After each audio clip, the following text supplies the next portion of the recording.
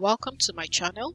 In this video, we'll be discussing the concepts of Domain 3 of the ISC2 CC exam, and we'll be doing this with some practice questions and answers.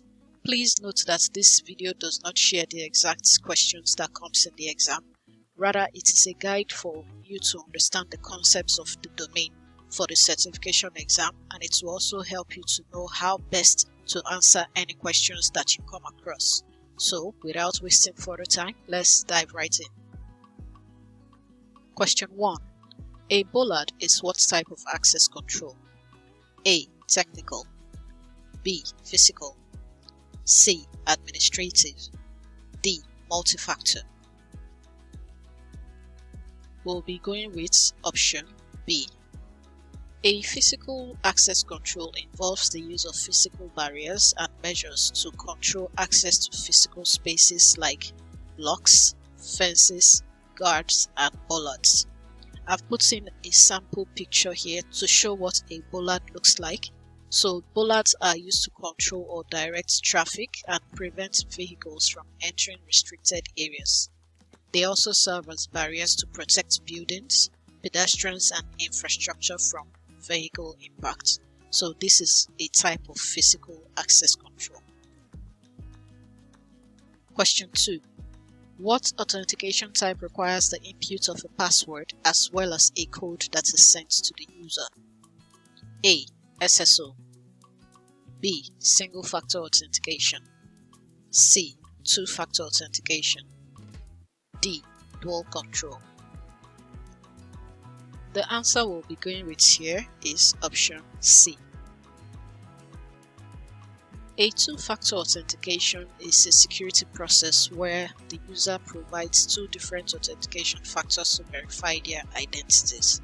Now, I would like to highlight that there are three authentication factors, which are something you know, like a password or a PIN, something you have, like your Google Authenticator or your hardware token, as well as something you are, which is your biometric features, could be your fingerprint or your retina.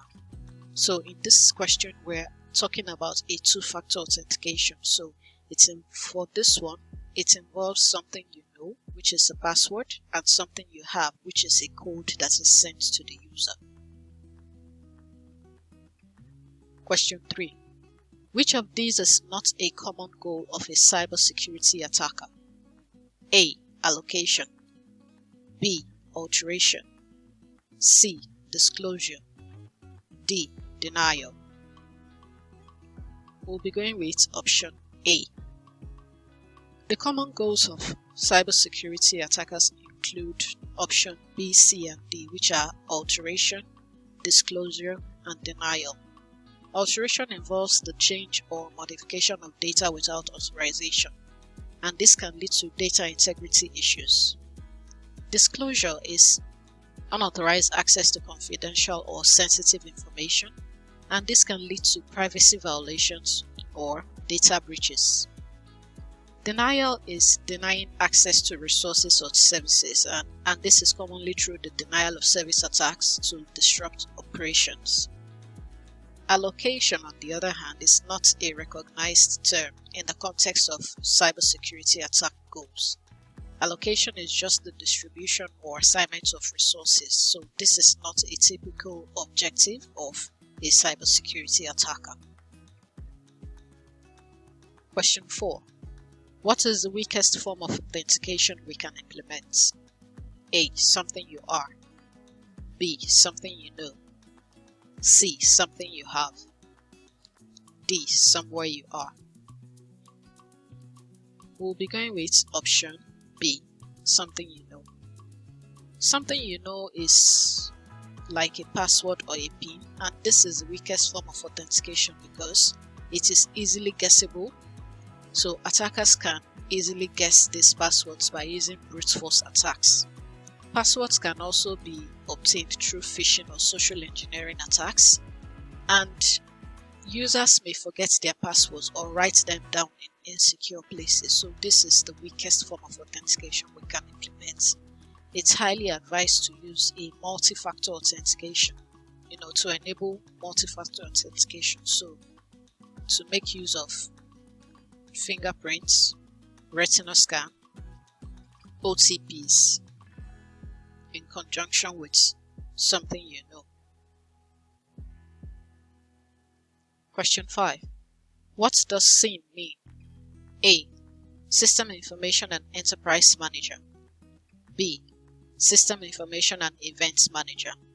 C. Security Information and Enterprise Manager. D. Security Information and Events Manager. We'll be going with option D. The Security Information and Events Manager is a comprehensive approach to managing and analyzing security information and events. This is because it provides real-time monitoring, historical analysis, and automated incident response by collecting and analyzing data from various sources. SIEM systems helps organizations to identify and respond to potential security threats more effectively, and it does this by providing a centralized view of security-related data and events. Question 6. Which of the following principles aims primarily at fraud detection? A. Least privilege. B. Privileged accounts. C. Defense in depth. D. Separation of duties. For this, we'll be going with option D. Separation of duties is a security principle that involves the division of tasks and responsibilities among different individuals to prevent a single person from having too much control. This will help to reduce the risk of fraud and errors, as it requires collusion between multiple parties to commit fraud. For instance, in a financial operation, one person might be responsible for authorizing payments, while another person is responsible for processing them. In this way, the risk of fraudulent activity is highly minimized because no single individual has control over all the aspects of a critical process. Question 7. Which of the following is a type of corrective security control? A. Guidelines. B. Patches. C. Encryption. D. Intrusion detection. For a corrective security control, we'll be going with option B. A patch is an update or fix that is applied to softwares or systems in order to address security vulnerabilities, improve functionality, and address bugs in the system. So this is a corrective security control. Question 8. Which of these is an example of a detective control? A. Man-trap door. B. CCTV. C. Fence. D. Bollard. If we look at all the other options, option A, C, and B are physical controls. The man-trap door is a physical security measure that prevents unauthorized access. A fence is a physical barrier used to deter unauthorized access. A bollard is also a physical barrier. So, a detective control in this case will be option B. The CCTV or closed circuit television system is used to monitor and record activities. It helps in detecting unauthorized access, monitoring behavior, and providing evidence after an incident has occurred. So, that's an example of a detective control. Question 9. In an access control list, what element determines the permissions you have? A. The firmware. B. The subject. C. The rule. D. The object. An access control list is a table that tells a computer operating system which access rights each user has to a particular system object, like an individual file or a file directory. Now, each entry in the access control list is known as the access control entry, and this entry specifies the permission associated with a specific subject for a specific object. So now that we've explained this and we look through the option, we'll be going with option C, which is the rule.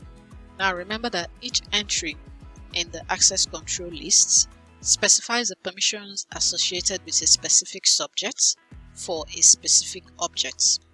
So that's option C. The subject can be a user or a process, while the object can be a file, directory, or network resource. Question 10. The age, name, location, and job title of a person are all examples of A. Identity factors, B. Attributes, C. Biometric factors, D. Account permissions. We'll be going with option B. An attribute is a characteristic or property of an individual. Now, it can include personal information like the person's age, name, location, and job title. This details helps in describing and distinguishing individuals, but it does not authenticate their identity or grant access to systems. So the age, name, location, and job title of a person are all examples of attributes. This brings us to the end of the part 1 video of the ISC2 CC Domain Tree. Don't forget to subscribe and hit the notification bell to watch new videos on the new parts that will be dropping. Thank you for watching and see you in the next video.